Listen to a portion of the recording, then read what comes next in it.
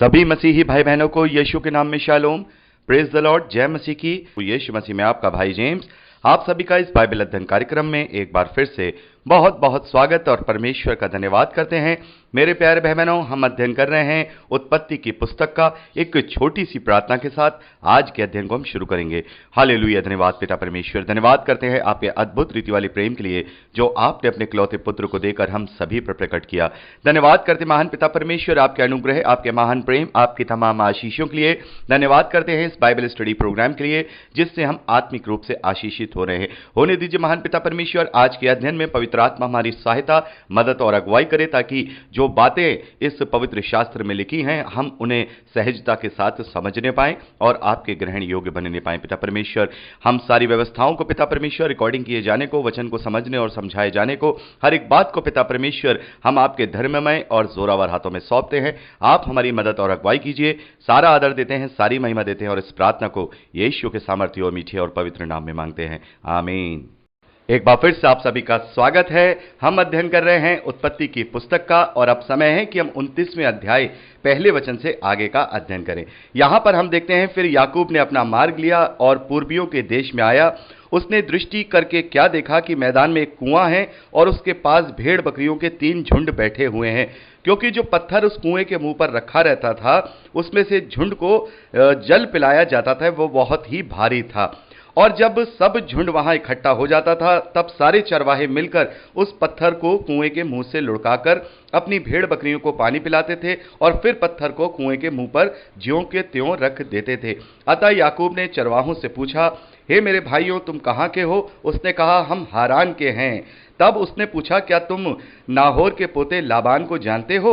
उसने कहा, हाँ, हम उसे जानते हैं। फिर उसने उनसे पूछा, क्या वे कुशल से हैं? उन्होंने कहा, हाँ, वे कुशल से हैं। और देख, उसकी बेटी राहेल भेड़ बकरियों को लिए यहीं चली आती है। मेरे प्यारे भाई बहनों, यहाँ पर हम देखते हैं कि जो लाबान है, यानी कि जो रबेका है, उनके भाई लाबान, उनकी बेटी रबेका यहाँ पर भेड़ बकरियों को अपनी पानी पिलाने के लिए चली आ रही हैं। और यहाँ पर हम देखते हैं याकूब की सबसे पहले भेंट राहेल से ही होती है। यहाँ पर हम आगे देखते हैं कि वो उनसे पूछता है कि अभी तो बहुत दिन है, पशुओं के इकट्ठे होने का समय नहीं, इसलिए भेड़ बकरियों को जल पिलाकर फिर ले जाओ और चराओ। उन्होंने उनसे कहा, हम अभी ऐसा नहीं कर सकते। जब सब झुंड इकट्ठा हो जाएंगे तब हम इस पत्थर को कुएं के मुंह पर से हटाएंगे और तब हमारी भेड़ बकरियां यहां से पानी पिएंगी। तो मेरे प्यारे भाई बहनों, यहां पर हम देखते हैं कि वो बहुत ही भारी पत्थर कुएं पे रखा है और वो लोग जब सारे चरवाहे हैं सब एक साथ इकट्ठे हो जाते हैं तब उस पत्थर को हटाते हैं। तो याकूब उनसे कहते हैं कि भाई, तुम लोग इतना इंतजार क्यों कर रहे हो? तुम लोग इस पत्थर को हटाओ और अपनी भेड़ बकरी को पानी पिलाओ और बाकी उन्हें चराओ। तो ये सारी बातें वहां पर हो रही होती हैं। उनके बीच में जब ये बातचीत हो ही रही थी, जो राहेल पशु चराया करती थी, यानी कि जो लाबान की बेटी राहेल है, वो अपने पिता की भेड़ बकरियों को लिए हुए वहां पर आ गई।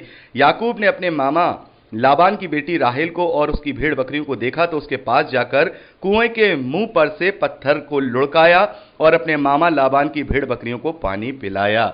मेरे प्यारे भाई बहनों, यहां पर हम देखते हैं कि याकूब के बल को यहां पर दिखाया गया है, जबकि इतने सारे चरवाहे जब मिल करके उस पत्थर को हटाया करते थे, लेकिन याकूब ने जब राहेल को आते देखा तो उसने अकेले ही वो पत्थर उस कुएं के मुंह से हटा दिया। तो हम ये देखते हैं कि किस तरीके से जो याकूब हैं वो बलशाली भी थे। यानी कि यहाँ पर इस वचन को पढ़ के हमें ये पता चलता है कि याकूब बहुत बलशाली थे। उन्होंने इतना भारी पत्थर अकेले वहां पर लुढ़का दिया और राहेल को, उसकी भेड़ बकरियों को वहां पर उससे पानी पिलाया। तब याकूब ने राहेल को चूमा और ऊंचे स्वर से रोया।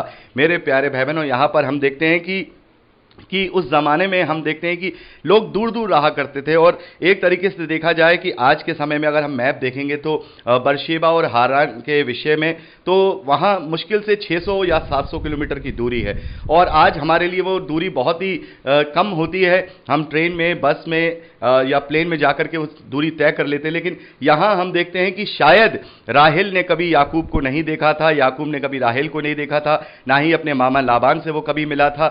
जब से रबेका अपने घर से ब्याह करके अपने ससुराल यानी कि इब्राहिम के घर इसहाक से विवाह करके आई, तब से शायद ये लोग एक दूसरे से नहीं मिले थे। तो मेरे प्यारे भाई बहनों, यहाँ पर उस मिलन को दिखाया जाता है कि यहाँ लिखा है वो ऊंचे स्वर में रोया। और ये एक तरीके से अपने लोगों से मिलने का एक प्रेम है जो उसके रोने को यहां पर दर्शाता है।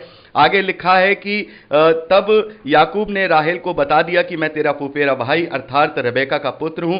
तब उसने दौड़कर अपने पिता से जाकर यह बात बता दी कि वो अपने भांजे याकूब का समाचार पाते ही लाबान उससे भेंट करने के लिए दौड़ा और उसे गले लगाकर चूमा और फिर अपने घर ले आया। याकूब ने लाबान को अपना सब किस्सा सुनाया। तब लाबान ने याकूब से कहा, तू सचमुच मेरी हड्डी और मांस है। और याकूब 1 महीना भर उसके साथ रहा। तो हम देखते हैं इस प्रकार से याकूब का अपने मामा के घर लाबान के घर जाना होता है और इस प्रकार से वहां पर उसे 1 महीना होते हुए हो जाता है। और अभी हम आगे पढ़ेंगे कि जो याकूब है वो राहेल से प्रीति करने लगे थे, यानी राहेल को पसंद करने लगे थे।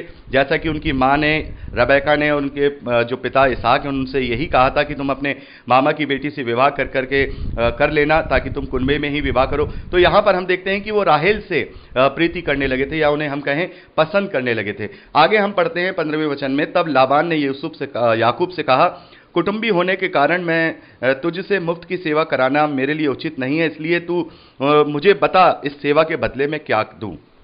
तो यहाँ पर हम देखते हैं कि जो याकूब है, जैसे कि हम जानते हैं, वो सीधे मन वाले थे और अपने घर में तंबू में रह करके सेवा किया करते थे, सारी चीज़ें किया करते थे। तो उसी के अनुसार याकूब यहाँ पर भी अपने मामा के घर, ऐसे नहीं है कि घर में खा रहे हैं, अतिथि बन करके सारी चीज़ें अपना वहाँ भोग रहे हैं, बल्कि वो उनकी सेवा करते थे। जैसे झुंड चराना है, दूसरे और काम है, वो उनकी सेवा करते थे। उनकी सेवा को देख करके उनके मामा लाबान ने कहा कि मुझे अच्छा नहीं लगता, भाई तू मेरा कुटुंबी है, मेरा खानदानी है और इस प्रकार से तू मेरे सेवा करता है, तू मुझे यह बता कि सेवा के बदले में मैं तुझे क्या दूं। आगे हम देखते हैं कि लाबान की 2 बेटियां हैं, जिसमें से बड़ी का नाम लिया है और छोटी का नाम राहेल है। लिया के तो धुंधली आंखें थी, पर राहेल रूपवती और सुंदरी थी। इसलिए याकूब ने जो राहेल से प्रीति रखता था, कहा, मैं तेरी छोटी बेटी राहेल के लिए 7 वर्ष तेरी सेवा करूंगा। लाबान ने उससे कहा कि भाई पराये पुरुष को देने से तो अच्छा है कि मैं तुझे ही अपनी बेटी दे दूं। तो इस बात को लाबान यानी उसके मामा ने मान लिया। और हम देखते हैं आगे इस प्रकार से याकूब 7 साल तक अपने मामा के यहाँ उनकी सेवा करते रहे, उनके भेड़ बकरियों को चराते रहे, जो भी काम वहाँ पर होते हैं, चरवाही के, किसानी के जो सारे काम हुआ करते थे वो वहाँ पर करते रहे। और एक वहाँ पर ये बात तय हुई कि भाई 7 साल तुम मेरी सेवा करो और उसके बदले में जैसा तुमने कहा है मैं अपनी बेटी राहेल का विवाह तुम्हारे साथ करा दूंगा।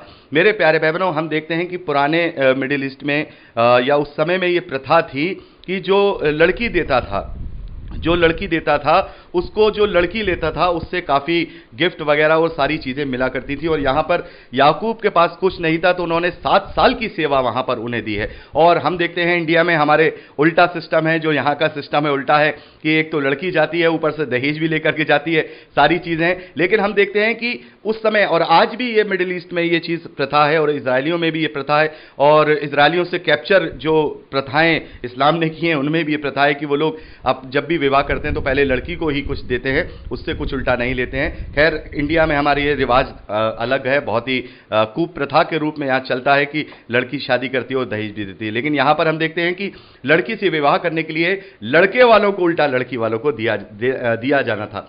तो इस प्रकार से हम देखते हैं कि सारी बातें यहाँ पर होती हैं और आप इसको अपने पर्सनली रूप से पढ़ लीजिएगा। और वहाँ पर हम देखते हैं कि इस प्रकार से 7 साल याकूब को पूरे हो जाते हैं।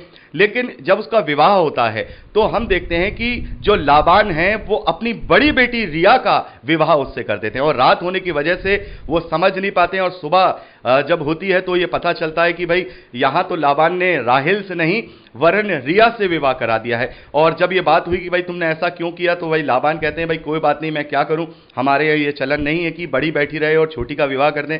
तो इसीलिए मैंने जो प्रीति रखी, जो माफ कीजिएगा, जो मैंने तुझसे बात की थी वो मैं तुझे जरूर दूंगा। कहीं ऐसा ना हो कि मैं राहेल का विवाह तुझसे कर दूं और मेरी रिया जो बड़ी बेटी है वो बैठी रह जाए, क्योंकि हम जानते हैं कि उसे आंखों से अच्छी तरह से दिखाई नहीं देता था, उसकी आंखें धुंधली थी। तो इस प्रकार से हम देखते हैं कि जो लाबान है वो याकूब से कहते हैं कि भाई 1 हफ्ता तू इसके साथ रहे और 1 हफ्ते के बाद मैं फिर तुझे राहेल से भी तेरा विवाह करा दूंगा। तो इस प्रकार से मेरे प्यारे भाई बहनों हम 30वें वचन तक देखते हैं। याकूब के विवाह का वर्णन हम यहाँ देखते हैं कि याकूब का विवाह लाबान की दोनों बेटियों से यहाँ इस प्रकार से हो जाता है, बड़ी बेटी रिया से और छोटी बेटी राहेल से, जिससे याकूब प्रीति रखते थे, उन दोनों से उनका विवाह हो जाता है।